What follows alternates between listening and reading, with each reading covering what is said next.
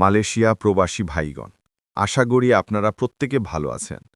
মালয়েশিয়ার visa syndicate সরকারের থেকেও শক্তিশালী। সিন্ডিকেটের অজানা রহস্য জেনে নিন।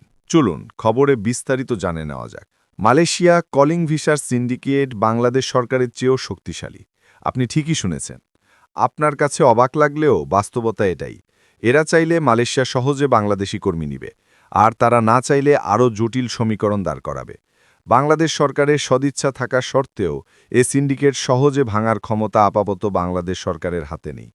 মূল আলোচনায় মালয়েশিয়া বর্তমানে বাংলাদেশ ছাড়া তাদের নির্বাচিত সোর্স কান্ট্রির অনেক দেশের জন্য কলিং চালু আছে, কিন্তু আমাদের এই দেশগুলো থেকে খুব কম সংখ্যক কর্মী আসতেছে মালয়েশিয়াতে। মূল কারণ হচ্ছে বিশাল ব্যবসা। বাংলাদেশি সিন্ডিকেটগুলো যে অফার করে মালয়েশিয়ান কোম্পানিকে, তা অন্য দেশের কোনো এজেন্ট বা সরকার এই অফারগুলো করবে না। বাংলাদেশি এজেন্টগুলো মালয়েশিয়ার বিভিন্ন কোম্পানিগুলোকে কিভাবে কলিং ভিসা মালয়েশিয়া সরকার থেকে বের করতে হবে এক্ষেত্রে সহায়তা করে, এবং তাদের কর্মী আনার খরচ এবং তাদের প্রথম বছরের ভিসা সব এজেন্সি বহন করে। মালয়েশিয়া কোম্পানির জন্য এটা খুবই লাভজনক যে তারা কোম্পানি ভিসা প্রাপ্তিসহ মালয়েশিয়াতে বাংলাদেশি একটা কর্মী আসা পর্যন্ত বিমান টিকিট সবকিছু পর্যন্ত এজেন্সি বহন করে। তারা শুধুমাত্র লোকগুলো এনে তাদের কাজে খাটায়। এই সুবিধা পৃথিবীর কোনো দেশের এজেন্সি সরকার দিতে পারবে না। এই সকল খরচ এবং এজেন্সিগুলোর লাভ সবকিছুই তারা শ্রমিকের ঘাড়ে চাপায়, এবং শ্রমিকরা সদিচ্ছায় তারা মালয়েশিয়া আসতে 4 থেকে 5 লাখ টাকা খরচ করে, যা Nepal, Sri Lanka, India, Pakistan, Philippines, Cambodia, Indonesia এ দেশগুলোর লোক কখনোই বহন করবে না।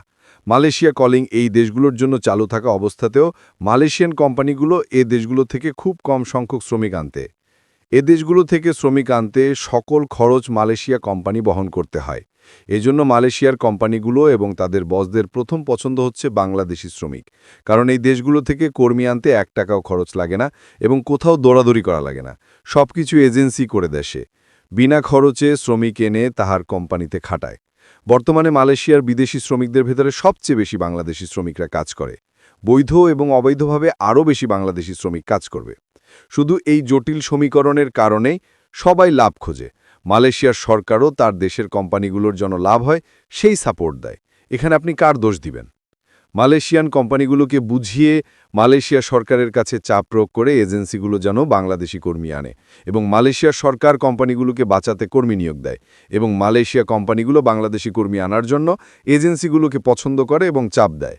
এবং বাংলাদেশ সরকার যদি তার পছন্দ মতো এজেন্সি দেয়, তারা সেটা মানতে চায় না, এবং বাংলাদেশি কর্মীগুলো 4 থেকে 5 লাখ টাকা খরচ করে মালয়েশিয়া আসার জন্য নিজে থেকে টাকা দেয়, এবং এখানে তাদেরকে কেউ চাপও প্রয়োগ করে না। সব কিছু হচ্ছে খুবই সদিচ্ছায়।